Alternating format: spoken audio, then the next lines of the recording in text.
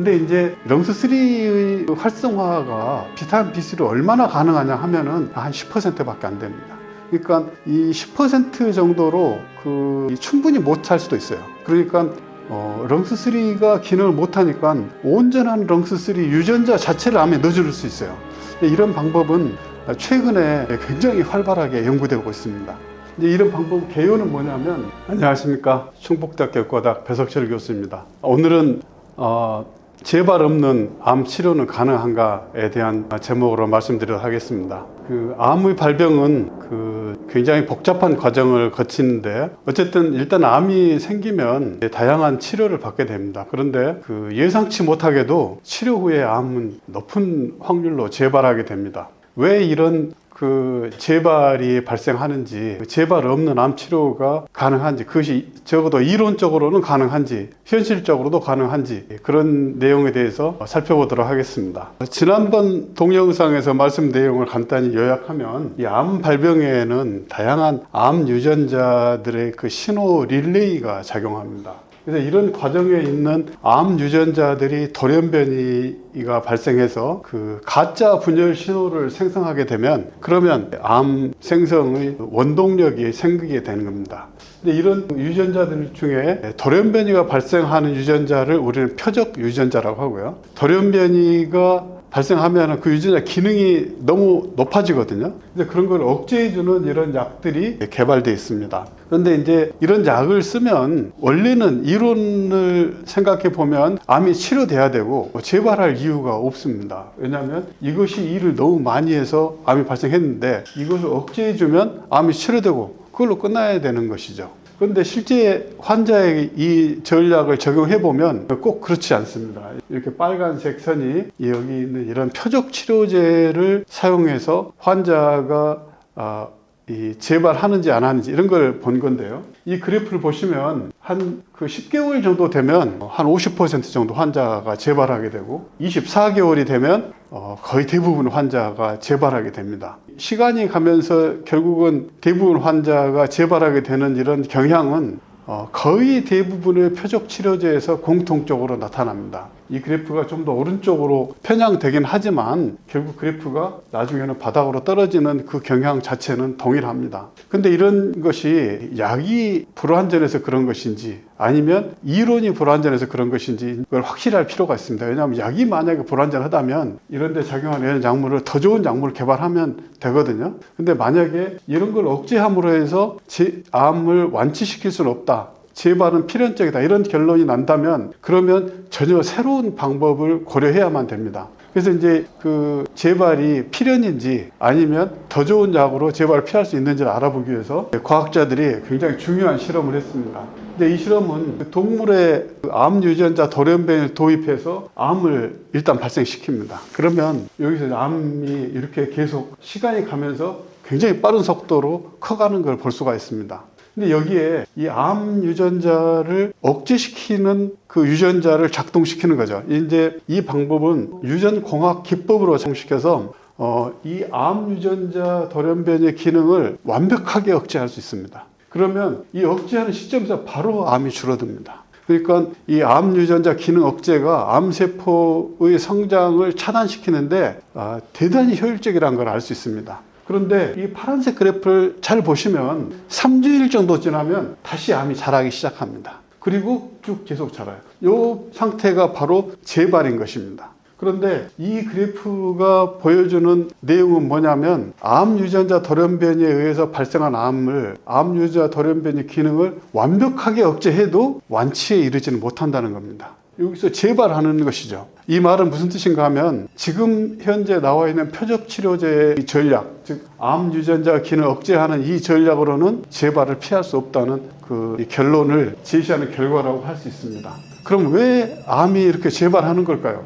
이거를 다시 현상을 보고 과학적으로 다시 검토를 해보니까, 이 암 유전자 돌연변이가 도입되기 전에 다른 유전자 변이가 있어요. 이건 이제 보겔슈타인이라는 굉장히 유명한 암 연구자가 오래전에 발표한 내용인데, 대장암에서 굉장히 잘 연구되어 있습니다. 대장암에서는 APC라는 유전자가 기능을 잃어버리면 이게 암으로 드러난 첫 번째 관문이 열린다는 것입니다.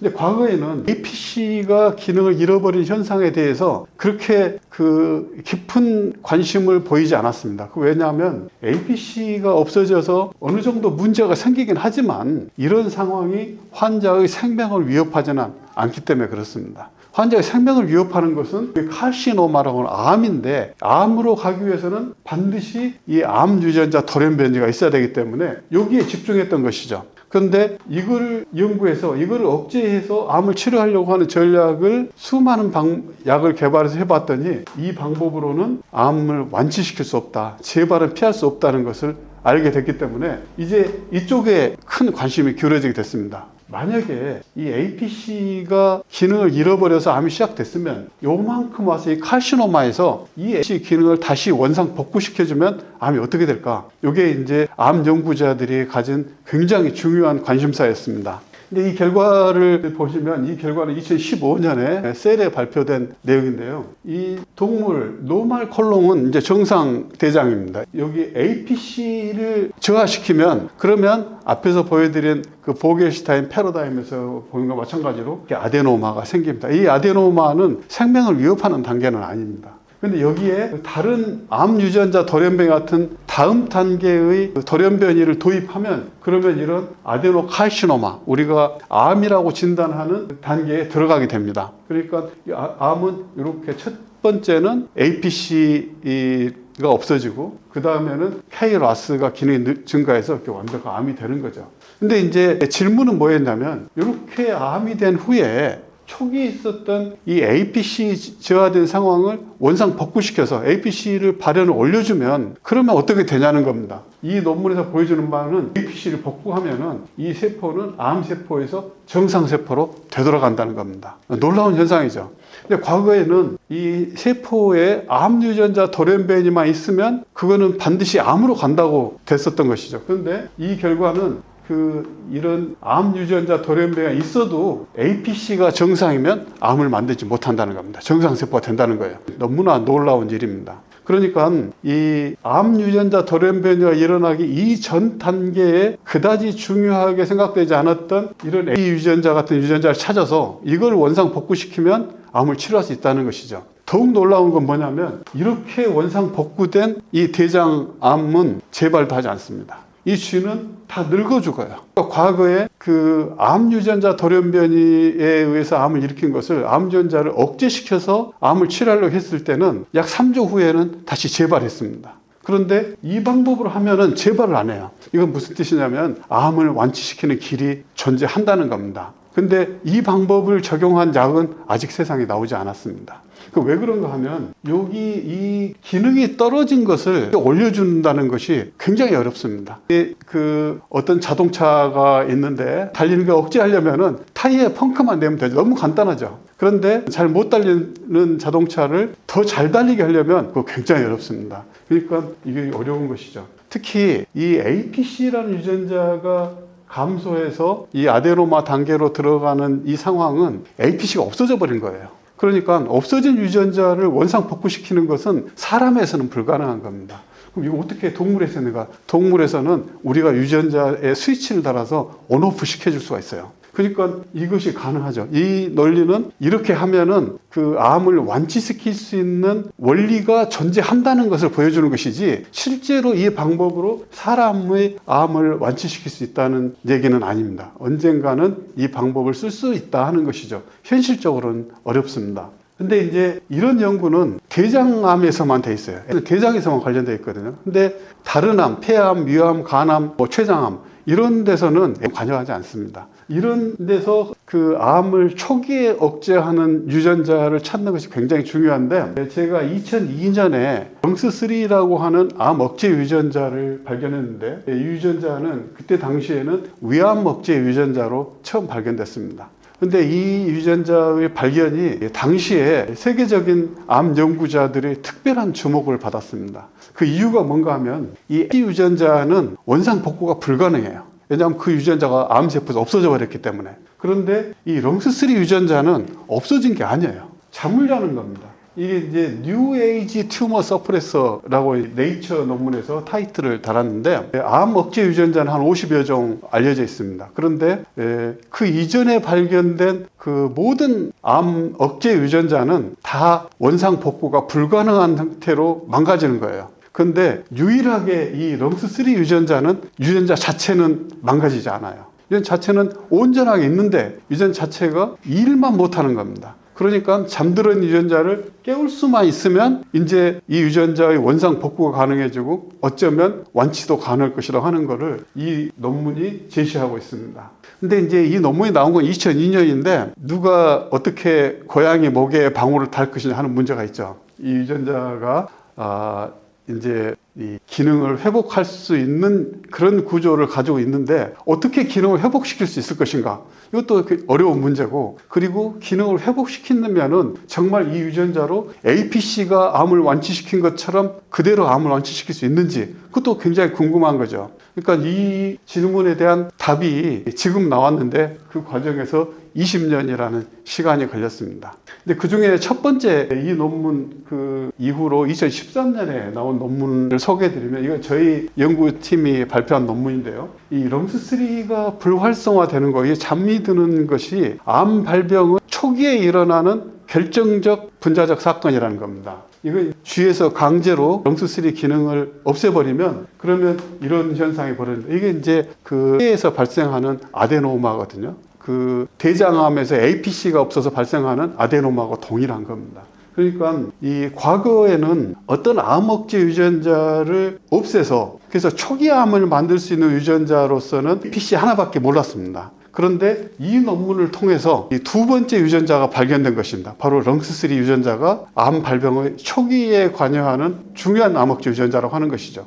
근데 더욱 중요한 것은 앞에 보여드린 내용 합쳐보면 바로 이 럼스3 유전자는 원상 복구가 가능한 형태로 그 기능이 없어지는 겁니다. APC하고 같은 듯 하지만 결정적인 차이가 있어요. APC는 원상 복구가 불가능한 형태로 망가지만 럼스3는 원상 복구가 가능한 형태로 망가진다는 겁니다. 그래서 이 럼스3 연구는 추가 연구를 통해서 암을 완치시킬 수 있는 가능성을 안고 있다고 할 수 있겠습니다. 근데 이제 이 럼스3가 폐암과 관련돼 있는데, 지금 여기서는 폐암 보여주면 앞으로 잠시 후에는 다른 다양한 암에도 관련된 걸 보여드릴 것입니다. 근데 일단 폐암에서 잘 보면 이 폐암은 좀 특별한 다른 암과 다른 특징을 가지고 있습니다. 그건 뭐냐면, 보통 다른 고형암에서는 암이 한번 생기면 이 암은 덩어리를 만듭니다. 그래서 이 암세포 하나하나 이게 떨어져 나가기 아주 힘들어요. 그러니까 이 초기 암에서 암세포가 떨어져 가지고 다른 데로 옮겨가는 이런 전이 현상은 잘 안 일어납니다. 그런데 폐암은 그렇지 않아요. 폐암은 초기에도 전이가 일어납니다. 그 왜 그럴까요? 여기 보시면 여기 폐암이 여기서 큰 거는 원발암이거든요. 근데 옆에 이런 게 생겨요. 이게 왜 생기느냐 하면은 다른 암은 떨어져서 다른 자리로 이동하기 위해서는 반드시 그 세포가 혈관 안으로 들어가야 됩니다. 그러니까 혈관 안에 들어갔다가 또 나왔다 다른 데 앉고 이런 게 굉장히 복잡한 분자적 과정을 거치기 때문에 쉽지 않죠. 그런데 폐는 여기가 다 기관지가 다 길이 열려 있어요.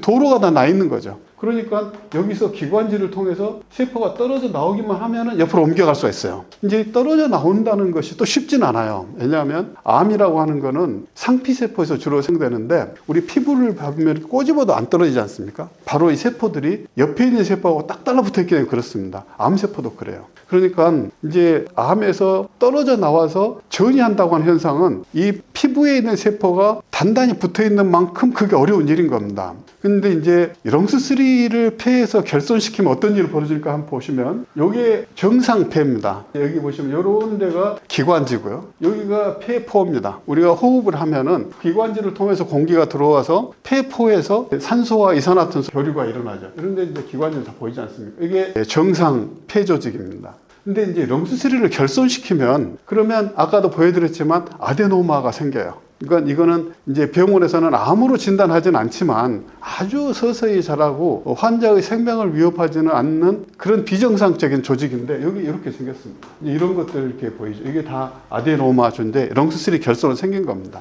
근데 이거를 좀 더 자세히 보면 이 부분을 이렇게 확대해서 놓은 건데, 여기 색깔이 없는데 여기 색깔이 있죠. 이거는 이제 그 기관지 세포에는 빨간색으로 염색하고 폐포 세포는 초록색으로 염색한 겁니다. 이제 그런 그 조직 특이적으로 염색할 수 있는 방법은 잘 연구되어 있거든요. 그러니까 여기 빨간색 보이시죠? 빨간색이 기관지라는 것을 보여주는 겁니다. 초록색이 폐포가 있는 곳이에요. 그런데 이 세포들이 암으로 갈 때는 암 줄기세포가 만듭니다. 암 줄기세포는 어떤 특징을 가지냐면은 기관지 세포의 특징과 폐포 세포의 특징을 동시에 가지는 거예요. 보통 이제 그 폐세포가 만들어질 때 기관지 세포하고 폐포 세포의 특징을 동시에 가진 세포가 어머니 뱃속에 있을 때는 있다가 그 다음에 태어나면서 이 세포들이 공기를 만나게 되면은 이 호흡을 하면서 폐가 벌어지게 돼요. 그러면서 이 기관지 세포와 폐포 세포의 공통적인 특징을 다 가지고 있는 세포들은 각각 한 가지 세포만 특징으로 분화하게 됩니다. 그래서 기관지 세포는 기관지 특징만 가지고 폐포 세포는 폐포 특징만 가지는 거죠. 근데 여기 보시면 노란색이 보이시죠? 이 노란색 세포는 뭐냐면 빨간색의 기관지의 특성과 초록색의 폐포 특징을 둘 다 가지는 겁니다. 이 바로 이런 세포가 암초로 연구되고 있습니다. 여기서 이건 다시 말하면 무슨 뜻이냐면은 이런 암 줄기세포는 원래 보기 굉장히 힘들어요. 굉장히 드물게 나타난 거거든요. 근데 렁스3를 없애버리면 이런 게 굉장히 많이 나타난다는 겁니다. 다시 말하면은 이 정상적인 조직 이런데 렁스3를 강제로 없애버리면 이 세포들이 암 줄기세포로 바뀌어버리는 겁니다. 더욱 중요한 건 뭐냐면은 이 기관지를 보시면 이 기관지 안에는 세포가 없어요. 이거 공기가 지나가는 곳이죠. 그러니까 여기 세포가 있을 이유가 없는 거죠. 근데 여기서 보시면 여기가 지금 이 기관지 안이거든요. 이 안에 세포들이 있잖아요. 이 세포들은 여기서 이렇게 떨어져 나온 세포들입니다. 원래는 기관지 세포들은 거기서 떨어져서 기관지 요 안쪽으로 갈 수가 없어요. 딱 달라붙어 있으니까. 근데 렁스3가 없어지면서 이 세포는 기관지 세포의 특징을 잃어버리고 새로운 세포가 되면서 암 줄기세포 특징을 가지고 뿐만 아니라 이 세포가 이 안으로 떨어져 들어오는 거예요. 그러면 숨을 쉬면 어떻게 되겠어요? 기관지 안으로 들어간 이 세포는 숨길을 따라서 떠돌아다니게 되죠. 여기저기 마구 퍼져나갈 수가 있는 겁니다. 이런 걸 보고 에어로지너스 디세미네이션을 합니다. 공기를 통한 그 씨앗 흩뿌리기가 되는 거죠. 과거에는 그 폐암이 생기면 오른쪽에 폐암이 생겼는데 초기 암인데도 불구하고 왼쪽에도 같은 암이 생겨요. 이게 더 어떻게 생기는지 몰랐어요. 다만 이것은 아마도 오른쪽에 있는 암에서 암세포가 떨어져 나와서 공기 기관지를 통해서 반대쪽 폐로 넘어가기 때문에 생길 것이다. 그래서 에어로지라는 용어를 만들었는데 구체적으로 어떻게 이런 일이 벌어질 수 있는지는 몰랐어요. 근데 이 그림은 뭘 보여주냐면 렁스3 기능이 저하되면은 바로 이런 문제로 해서 이 암 줄기세포가 만들어지고 이 세포들은 브롱 안으로, 그러니까 기관지 안으로 들어가게 되고 공기를 따라서 퍼져나갈 수 있다는 것을 알 수 있죠. 그러니까 이 렁스3 그 기능이 떨어진다는 것이 이 폐세포에 얼마나 위험한 현상인지를 바로 알 수 있는 겁니다.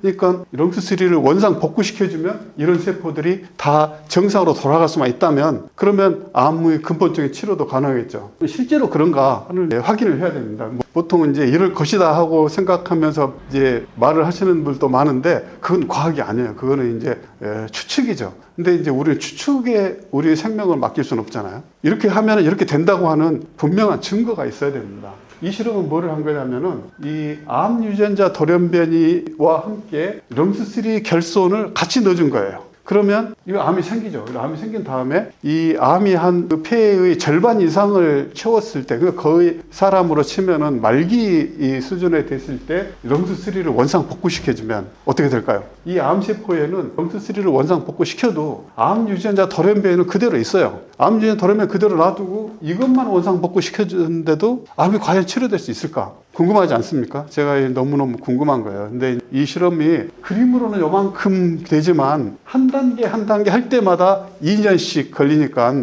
최소한 7, 8년이라는 시간이 걸린, 그것도 한 번도 실패하지 않고 성공해야만 그 정도 할 수 있습니다. 이제 어떻게 됐나 한번 볼까요? 이 렁스3 이렇게 해서 암을 KRAS를 올려주고 렁스3를 떨어뜨려 암을 만들, 암이 이렇게 됩니다. 이게 이제 진하게 염색된 게 다 암이에요. 근데 이렇게 암이 만들어진 다음에 그다음에 렁스3를 원상 복구시켜주면은 이 암이 이렇게 되는 거예요. 근데 여기를 한번 보세요. 여기는 여기서 관찰됐던 암이 하나도 없어요. 그러면 여기서 생겼던 이 암은 어떻게 됐을까요? 다 죽었어요. 아까 APC를 복구시켰을 때는 그 세포가 죽는 게 아니라 정상세포로 돌아갔습니다. 그런데 렁스3를 복구해주면 암세포는 다 죽어서 없어져 버려요. 그러니까 APC 복구가 훨씬 더 안전한 치료법이 된다는 걸 볼 수 있습니다. 그러면 이렇게 폐가 흐트해지면 이 쥐는 어떻게 될까요? 여기 보시면 이렇게 이 돌연변이를 넣어서 암을 만들어서 그대로 두면은 이렇게 하얀색 그래프로 갑니다. 그러니까 14주면 전부 다 폐암으로 죽죠. 그런데 암을 만든 지 6주 후, 6주가 후가 언제냐면 바로 폐암이 폐 전체의 절반 이상을 채웠을 시점입니다. 여기에 렁스3를 원상 복구시켜주면 그러면 요 빨간색 그래프가 돼요. 여기까지는 똑같이 하고 이 시점에 렁스를 복구시켜준 그래프는 빨간색, 복구시켜 아준 그래프는 이렇게 떨어지는데 이 쥐들은 아주 건강하게 살죠. 죽기는 죽지만 늙어 죽으니까 이거는 우리가 어떻게 할 방법이 없죠. 그러니까 이런 얘기는 결론을 말씀드리면 APC와 비슷하게 암 발병을 초기를 억제하는 강력한 암 억제 유전자이고 이 유전자를 원상 복구시킬 수만 있다면 암의 재발 없는 완치가 가능하다 하는 것을 보여주는 증거라고 할 수 있겠습니다. 그래서 암 완치를 위해서 무엇을 알아야 되는가? 바로 이 암 유전자 돌연변이보다 그 이전에 발생하는 분자적 사건을 정확하게 이해를 해야 돼요. 그런데 우리가 알고 있는 그 유전자 변이는 이때 관여하는 유전자는 딱 2개밖에 없습니다. 우리가 알고 있는 것은 하나는 APC고 하나는 렁스3 불활성화예요. 근데 APC로서는 대장암에서만 관련되고 렁스3 불활성화는 다양한 암에 관련돼 있어요. 그리고 불활성화는 물론 대장암에도 관련돼 있습니다. 또 하나는 이 2개밖에 우리가 쓸 수 있는 무기가 없는데 그 중에 APC는 원상 복구가 불가능한 형태로 망가져 있어요. 근데 이 렁스3는 뉴에이지 튜머 서프레서예요. 원상 복구가 가능한 형태인 거예요. 쉽지는 않지만 복구가 가능하다고 하는 사실은 우리에게 엄청난 가능성을 주는 겁니다. 구체적으로 어떻게 렁스를 복구할 수 있느냐, 이걸 하는데도 또 시간이 20년 정도 걸렸죠. 이제 그렇게 해서 찾은 게 뭐냐면 비타민 B3로 렁스3를 활성화시킬 수 있다는 겁니다. 아주 강력하게 활성화시킬 수 있지는 않아요. 원래 정상적인 레벨이 10분의 1 정도 이렇게 복구시킬 수 있을 정도인데 그 10분의 1 복구만으로도 동물에서 놀라운 효과를 관찰할 수 있었습니다. 이거는 동물에서 방광암을 일으키고 그 다음에 렁스3를 비타민 B3로 활성화시켜주면 방광암이 놀랍게도 거의 100% 치료가 돼요. 동물에 있어서는. 여기 렁스3를 어떻게 활성화시키는지에 대한 내용인데 생략하도록 하겠습니다. 그러면 방광암만 그런가? 다른 암은 어떤가? 또 해봐야죠. 이번에는 이제 다른 발암 물질로 간암을 일으키고 간암이 발생한 이후에 비타민 B를 주면은 여기는 비타민 B3 안 준 간암 발생이고 여기는 비타민 B3를 준 것인데 여기 보면은 암이 상당히 진행된 걸 볼 수 있습니다. 그런데 여기 비타민 B3를 주면은 굉장히 깨끗하죠. 40%는 완전히 정상으로 돌아가고 그 다음에 40%는 약간 비정상, 여기 30% 정도는 좀 안 좋지만 그래도 여기보다 훨씬 깨끗한 상태임을 볼 수 있습니다. 그러니까 비타민 B3로 렁스를 활성화시킴으로 해서 이런 암을 획기적으로 개선할 수 있다. 이런 거를 알 수가 있습니다. 근데 여태까지 결과는 동물에서 한 거거든요. 그러니까 동물에서 실험한 결과도 사람의 암에 대해서 굉장히 중요한 힌트를 제공하긴 하지만 한 가지 문제가 있습니다. 그건 뭐냐면 어느 정도 용량을 얼마나 복용했을 때 얼마만큼 효과를 기대할 수 있느냐, 이거는 계산이 거의 불가능합니다. 그러니까 반드시 임상시험을 통해서 사람한테 해야 돼요. 근데 이제 이 사람에게 임상시험을 하기 전에 또 동물실험도 다시 명확하게 해야 되는데 폐암에서 그 임상시험을 하기 위해서 폐암 모델을 위한 동물실험을 했는데 여기 보시면 그 발암물질, 우레탄이라는 발암물질을 주고 동물에서 폐암을 일으킨 다음에 비타민 B3를 주면은 이렇게 암 사이즈가 이렇게 작아지는 걸 볼 수 있습니다. 그리고 비타민 B3에서 이 렁스3의 이 활성도 어느 정도 높아지는 걸 볼 수 있죠. 이게 갈색으로 표현된 것이 렁스3거든요. 여기 보시면 정상에서는 렁스3가 아주 진하게 갈색으로 염색되지만 암이 되면은 이게 굉장히 흐려졌죠.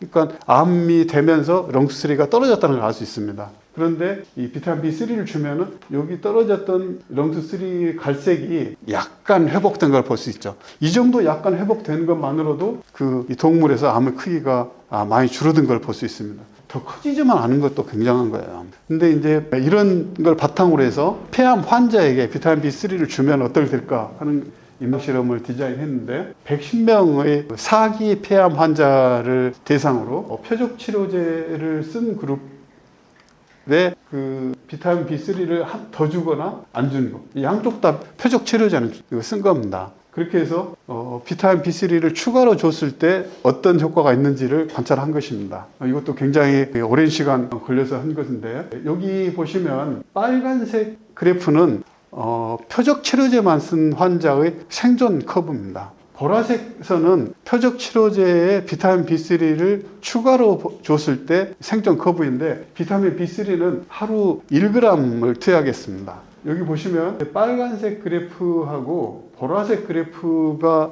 확연히 차이가 나지 않습니까? 이걸 좀 더 정량적으로 보려면 환자가 50% 생존하는 기간, 그러니까 50%의 환자가 생존하는 평균 기간이 얼마나 달라졌는가, 이거 봐야 되거든요. 여기 보시면 50%가 생존하는 기간을 이렇게 수평선을 긋고, 이게 만나는 점에서 이게 수직선을 그으면 평균 생존 기간을 구할 수 있습니다. 여기 표적 치료제만 쓰는 경우는 평균 생존 기간은 30개월이었습니다. 그런데 비타민 B를 추가로 쓰면 43개월이 되죠. 그러니까 13개월의 평균 수명 연장 효과를 거둘 수 있다는 걸 알 수 있습니다. 13개월이 얼마나 대단한 효과인가 하면은, 이 항암제라든지 이런 거를 써도 실제로 평균 수명에 그렇게 연장을 추가를 하게. 요즘에는 표적 치료제에 면역 치료제를 섞어가지고 칵테일을 하죠. 거기에 또 화학요법제도 섞어서 칵테일 하고, 이게 세 가지 섞어서 만드는 치료제를 써도 이 환자의 평균 수명을 3, 4개월 연장하는 정도에 그칩니다. 그런데 그게 아니라 아무 추가 부작용도 없는 비타민 B 하루 1g을 복용함으로 해서 13개월 수명을 증가시킬 수 있다는 것은 암 연구 분야에서는 정말 믿기 어려운 기적이라고 할 수 있습니다. 근데 이런 연구는 이제 저희가 클리니컬 캔서 리서치라고 하는 임상시험 결과를 보고하는 전문 학술지에 발표됐는데요. 여기 잘 보시면 여기 비타민 B3를 투여했을 때 요 사기 폐암 환자를 대상으로 했습니다. 사기 폐암 환자는 사실 폐암에서 현대의학으로 그다지 손쓸 방법이 거의 없는 경우라고 할 수 있습니다. 이런 환자에 대해서 이만한 효과를 거둘 수 있다는 것은 대단하죠. 그 다음에 이 실험을 랜더마이즈 더블 블라인드로 했습니다. 랜더마이즈 더블 블라인드라는 것은 이 환자가 약을 쓰는 환자 그룹하고 그 플라세보, 위약을 쓰는 환자 그룹을 하는 진행자와 실제로 임상시험을 하는 의사와 그 다음에 환자 아무도 모른다는 겁니다. 그 결과는 오로지 임상시험이 완전히 종료됐을 때 의사와 임상시험 진행하는 팀이 만나서 그 표를 대조해 봤을 때만 그 결과를 알 수가 있어요. 그러니까 그 인간의 해석상의 오류가 개입할 수 없는 실험 방법인 겁니다. 근데 이런 방법으로 해서 이런 결과가 나왔다는 것은 이 실험 결과의 신뢰도가 굉장히 높다는 겁니다. 이걸 통계적으로 신뢰도를 계산해 보면은 이 p-밸류가 0.01인데 이 0.01이라는 숫자는 신뢰도 99%를 의미합니다. 그러니까 이 정도 효과를 평균적으로 구할 수 있다는 것은 굉장히 할만하다는 것이죠. 근데 또 하나 예상치 못했던 놀라운 효과가 있었습니다. 그건 뭐냐면 표적 항암제를 쓰면은 시간이 가면 대부분 다 사망해요. 다는 아닌데 보시면 이게 90% 이상 사망하게 됩니다. 여태까지 나온 어떤 항암제도 평균 수명은 일부 연장시킬 수 있었지만 결국은 바닥으로 떨어지는 것은 다 똑같았어요. 그 경향 자체는. 그런데 비타민 B3를 주면은 여기서 요만큼 40% 정도의 환자는 더 이상 떨어지지 않아요. 수평이 됐죠. 이 말은 그 사망 위험이 90% 이상에서 60% 미만으로 감소했다는 겁니다. 그런데 초기에 이런 부분들에서 급속히 임상시험 시작한 초기 3, 4개월 이내에 사망하는 환자들을 제외하고 4개월 이상 생존하는 환자들만 가지고 대상으로 보면은 그러면 환자의 사망 위험을 절반으로 줄인다는 통계적 계산이 나옵니다. 이건 무슨 뜻이냐면은 과거에는 항암제를 써도 10중 8구는 사망했어요. 근데 비타민 B3를 같이 쓰면은 두 사람 중 한 명은 살아남을 수 있다는 겁니다. 이 통계적 계산에 의하면. 너무 놀랍지 않습니까? 비타민으로, 아무 부작용 없는 비타민으로 기적 같은 효과를 거둘 수 있다는 거는 앞에서 보여준 암 억제 유전자가 가지는 놀라운 그 기능을 우리가 활용함으로써 가능해졌다 하는 것을 알 수가 있겠습니다. 암 예방도 가능할까요? 우리는 그 어떤 치료를 빨리 할수록 암은, 특히 암 치료는 빨리 할수록 좋다고 합니다. 그렇다면 아예 걸리기도 전에 암 치료제를 복용하면 더 좋겠죠. 근데 그렇게 할 수가 없었어요. 왜냐하면 암 치료제, 항암제는 부작용이 너무 크거든요. 근데 건강한 사람이 암을 예방하기 위해서 항암제를 먹고 병이 생긴다면은 어떻게 누가 그걸 복용하겠습니까? 그러니까 실제로는 암 치료, 그러니까 암 예방을 위한 항암제 복용은 불가능했죠. 그런데 앞서 보여드린 결과는 비타민 B3가 부작용 없이 항암 치료를 가지고 있다, 효과를 가지고 있다. 그러면 미리 복용하면 더 좋은 효과를 거둘 수 있다고 예상할 수 있습니다. 근데 이것도 예상이지 실제로 그럴지도 어떻게 알겠습니까? 이제 또 이것도 임상시험을 해야죠. 근데 이런 놀라운 임상시험을 한 사람이 있습니다. 호주 그룹인데요. 피부암을 대상으로 비타민 B3를 준 그룹과 안 준 그룹을 암 발병 가능성을 조사를 했더니 하루 1g B3를 복용함으로 해서 암 발병률을 30% 감소시킬 수 있었습니다. 100%가 아니어서 너무 아쉽죠. 그렇지만 단 1%라도 암으로부터 확실히 멀어질 수 있는 과학적 근거를 가진 물질은 비타민 B3가 유일합니다. 암 예방에 이런 것이 효과있다, 저런 것이 효과있다 하는 말은 굉장히 많지만 실제로 임상시험을 통해서 통계적으로 유의성 있는 결과가 도출된 것은 비타민 B3가 유일합니다. 굉장히 소중한 것이죠. 근데 다른 암은 어떨까요? 이제 예를 들면은 비타민 B3로 간암이나 또는 위암도 예방할 수 있을까요? 그것도 안 해봤으니까 모르죠. 그것도 임상시험 해봐야 되는데 이 피부암은 임상시험이 가능한 어쩌면 가장 유일한 암일 수 있습니다. 왜냐하면 피부암은 피부염이 있는 환자는 피부암으로 쉽게 간다는 게 잘 알려져 있거든요. 그러니까 그 피부염이 많은 곳이 어디냐면 오스트레일리아예요. 백인들이 그 적도 아래에 살다 보니까 자외선에 많이 노출돼서 피부염이 많습니다. 그래서 이 실험은 오스트레일리아에서밖에 할 수 없어요. 오스트레일리아에서 피부염 환자를 모아서 이제 피부염 위치에 사진을 찍어두고 그다음에 비타민 B3를 복용한 그룹과 복용하지 않은 그룹이 나중에 그 염이 암으로 발전하는지를 관찰한 것이죠. 다른 암에서는 이런 임상시험을 하기가 쉽지가 않아요. 그러니까 앞으로는 언젠가 임상시험이 이루어지겠지만 가까운 장래에는 안타깝지만 결과가 나오지는 않을 것 같습니다. 그럼 다른 암에 대해서 우리가 뭐를 예측할 수 있을까요? 여기 보시면 렁스3의 기능이 저하돼서 발병한 암이 굉장히 많습니다. 여기 보시면 약 300편 정도의 논문을 요약한 결과인데 렁스3 기능 저하에 의한 암 발병은 폐암, 방광암 또는 췌장암, 간암 이런 데서 70% 넘게 높습니다. 다른 암도 상당히 높고요. 그러니까 이런 암들에 대해서도 우리가 비록 임상시험이 진행되지는 않았지만 피부암에서만 예방 임상시험이 됐고 폐암에서만 치료 임상시험이 됐지만 이런 암들에 대해서는 우선 그 렁스3 활성화시키는 비타민 B3 효과를 기대할 수 있다. 이렇게 생각할 수 있겠습니다. 또한 별도로 렁스3가 기능을 못하니까 온전한 렁스3 유전자 자체를 암에 넣어줄 수 있어요. 이런 방법은 최근에 굉장히 활발하게 연구되고 있습니다. 이제 이런 방법 개요는 뭐냐면 이제 우리가 바이러스를 보면은 최근에 코로나 같은 바이러스 때문에 많은 전 지구적 큰 문제가 있었습니다만 이 바이러스를 활용할 수가 있어요. 바이러스는 유전자를 가지고 있거든요. 이 바이러스 유전자를 가지고 사람의 몸 안에 들어가서 세포 속에 들어가서 이 유전자를 이용해서 병을 만들어내는 거죠. 그런데 이 바이러스가 가지는 중요한 특징이 하나 있습니다. 그건 뭐냐면 이 세포 속에 아주 효과적으로 잘 들어간다는 거예요. 근데 문제는 이 들어가서 아주 나쁜 독성 유전자를 발현시키는 게 그게 문제인 거죠. 그러니까 우리는 이 바이러스 안에 있는 그 우리에게 해가 되는 유전자는 제거해버리고 그 자리에 우리에게 필요한 유전자를 도입시키면 이 바이러스는 우리 몸에 들어가도 병을 일으키지 않고 우리에게 필요한 치료 유전자를 발현시킬 수가 있습니다. 근데 이제 고도의 분자 생물학적 기술이 요구되지만 현대 생명과학은 이런 일을 할 수 있는 충분한 기술을 확보하고 있습니다.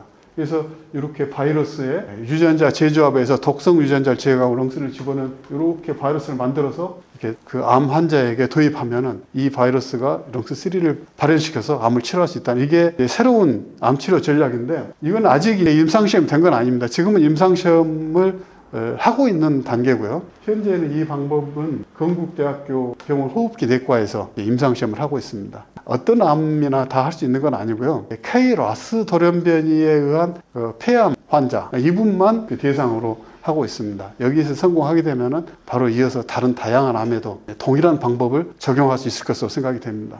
여태까지 이제 제가 렁스3 유전자의 발견, 그리고 이 유전자가 암 발병 과정에 얼마나 중요한 역할을 하는가, 그리고 이 유전자가 기능을 잃어버리면 우리 몸에서 얼마나 위험한 일이 발생하는가, 그리고 이렇게 해서 생성된 암에 대해서 유전자를 다시 재활성화시켜주면 우리가 얼마나 놀라운 효과를 거둘 수 있는가, 이런 얘기들을 했죠. 아마 그 암과 관련된 연구를 하신 분들도 이렇게 놀라운 과학적 발전이 있었는지를 이번에 듣고 전문가들도 놀랄 수 있을 겁니다. 이 그림은 10여 년 전에 제 딸이 제가 하는 연구 결과를 보고 그린 그림인데요. 이 작은 쪽배를 타고 낚시를 하는데 물고기를 한 마리 잡았어요. 근데 이 물고기가 너무 큰 거예요. 여태까지 세상에서 이렇게 큰 물고기를 본 적이 없어요. 그러니까 사람들은 잘 안 믿으려고 합니다. 예를 들어 이제 노인과 바다라고 하는 소설에서도 이제 그걸 사람들이 잘 안 믿죠. 이제 여기 보시면 배보다 물고기가 훨씬 커가지고 끌어올릴 수 있을지 모르겠습니다. 어쨌든 그래도 저는 제가 살아서 그 비타민 B3라고 하는 물질을 세상에 찾아서 임상시험으로 이것이 우리에게 유효한 그리고 안전한 물질이라는 걸 보여줄 수 있어서 정말 다행입니다. 이런 연구가 더 추가로 많이 진행돼서 더 안전하고 더 효과적인 치료법이 세상에 나올 수 있기를 간절히 기원합니다. 이상입니다.